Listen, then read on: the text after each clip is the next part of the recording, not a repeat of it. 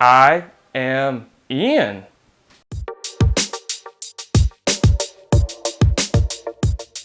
So if you weren't able to tell by today's special opening, I'm going to be reviewing Marvel Studios' latest film, Guardians of the Galaxy. And don't worry, this is going to be a 100% spoiler-free movie review, as well as we'll be critiquing and analyzing the costumes found within the film. Also, if you're not familiar with the Guardians of the Galaxy or not sure who these characters are, make sure you check out my history of the Guardians of the Galaxy film, where I go over the various details of plot points and characters in the Guardians of the Galaxy history. So with all that said, let's get started. Before we get in depth in the review, I wanted to talk about a personal bias I had going against this film when I went in to see it. See, I'm still a regular comic book reader and read on a weekly basis, and over the last year and a half, Marvel has ramrodded these Guardians of the Galaxy characters into almost every book that they have, and a lot of times it didn't really work. So by the time when the film came, I had Guardian fatigue and wasn't super amped up to see these characters.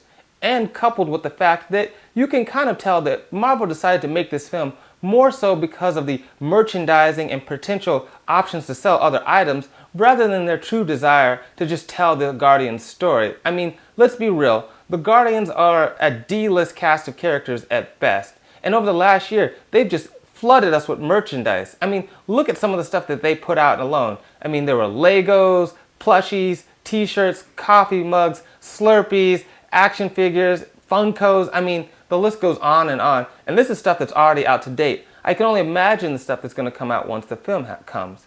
So with all that said, I'm shocked and was pleasantly surprised that I still even like the movie, even going in with all these negative feelings.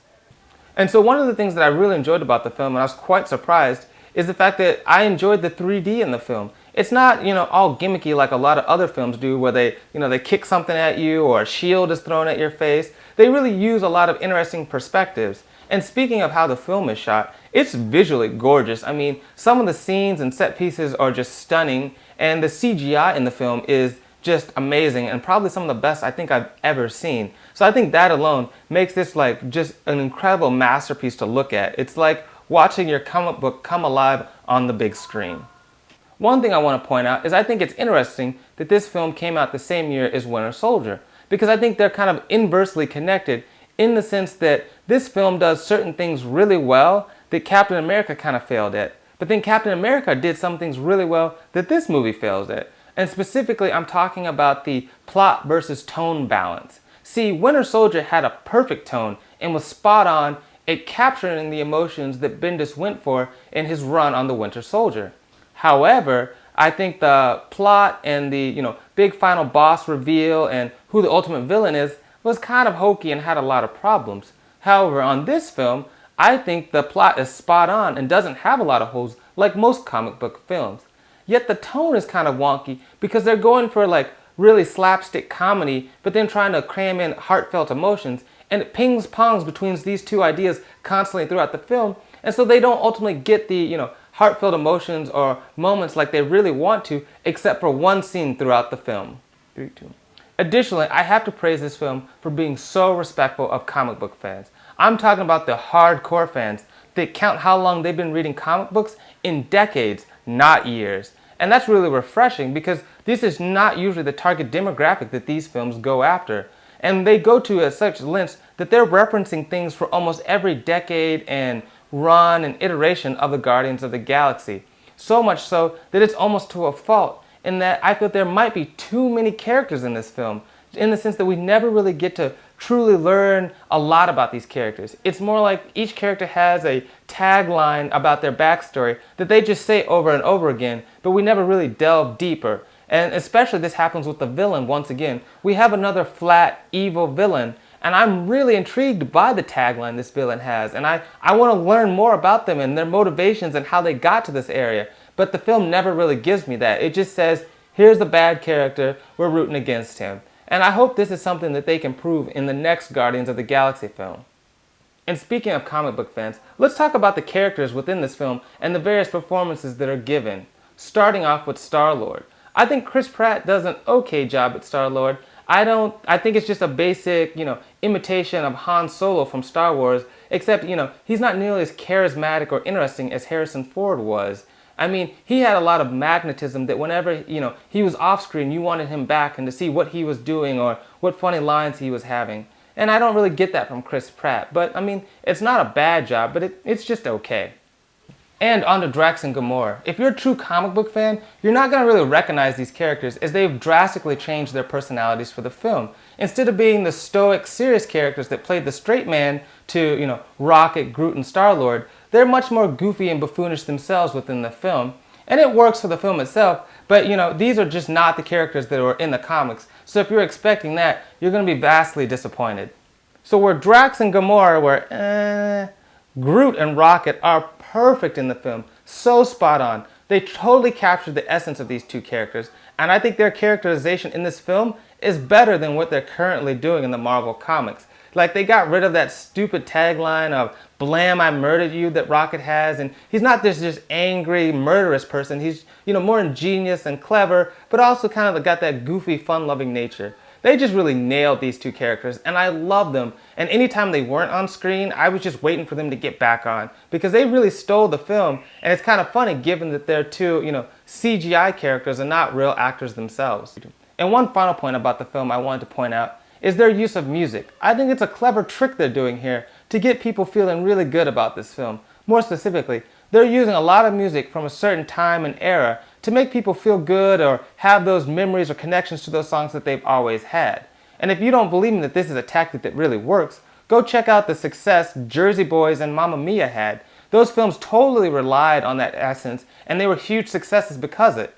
I'm not really knocking Gunn for doing this. I understand the tactic and why it works. I just thought it was something that should be pointed out. As always with comics and cosplay, we don't review just the film itself, but the costumes within it as well. So let's get started by talking about the heroes' costumes. I think they do an okay job with Star-Lord. It's nothing amazing, especially for the leading man that just, really pops out and shines. He's just wearing a, Michael Jackson red jacket that changes lengths throughout the film. I mean, they do get the mask right, don't get me wrong. I think they did a good job there, and that's really true to the comic, and I'm glad they didn't go with that bicycle helmet that he has in the comics right now. But I can't say as much for Gamora. Her costume is pretty awful in my opinion. I mean, even the makeup looks bad. Like, it looks like a person wearing green makeup and not true green skin. I don't know why that looks that way, because when they put the same actress in blue makeup for Avatar, it looked great and that was really believable, but it doesn't really translate here for some reason.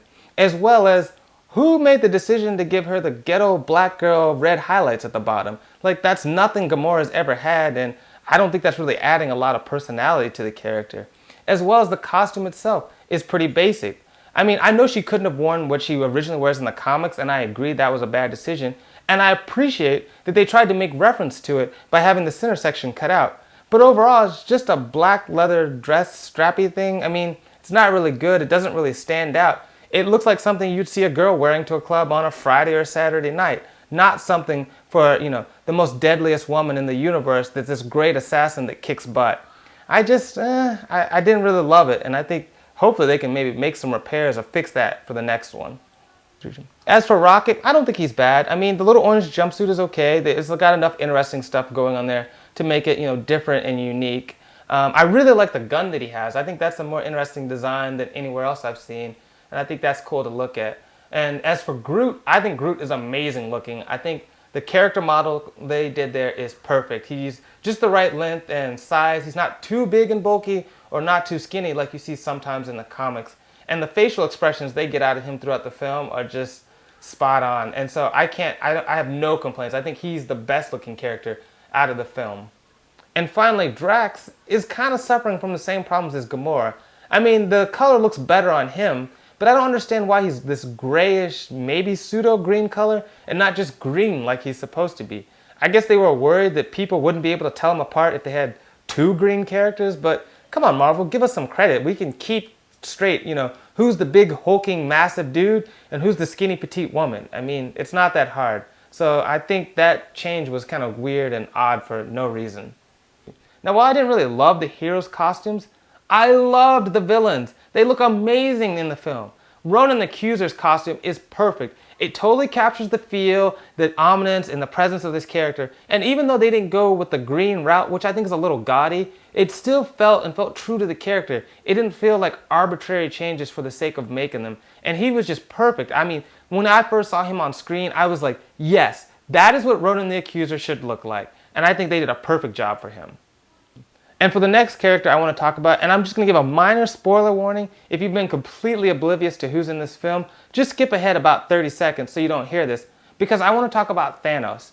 I think they, do a great job on how Thanos looks overall. I'm pretty well pleased. We don't get a good shot of what his costume really looks like. It looks like it might be all gold, but I hope they bring some of the purple back into it and don't go for that look.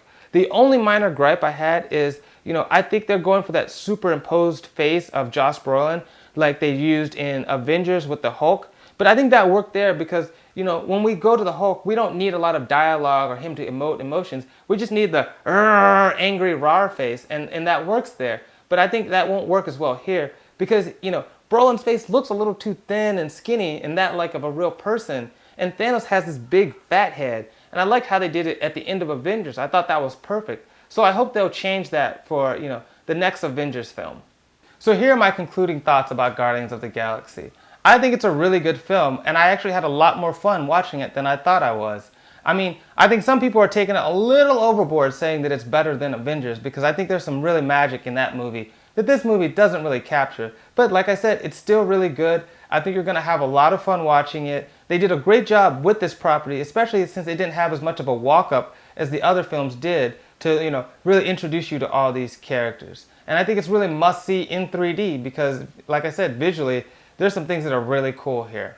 But, as always, I want to hear from you guys. What did you think? Did you like the movie, or are you really amped up to go see it this Thursday? Let me know in the comment section down below, as I'm eager to hear your thoughts on the film. Also, don't forget to follow me on Twitter at Comics and Cosplay, as I post out a lot of links to other great tutorials and videos, as well as I have a new section where I feature you and your greatest cosplays at various cons. Also, don't forget to like and subscribe to these videos, as that now that we've entered the second half of con season, I'm going to be posting a lot of great cosplay videos from cons, as well as tutorials to make your last costume of the season epic. Well, as always, I'm your host, Ian from Saturday Morning Cosplay, and I'll see you on the con floor.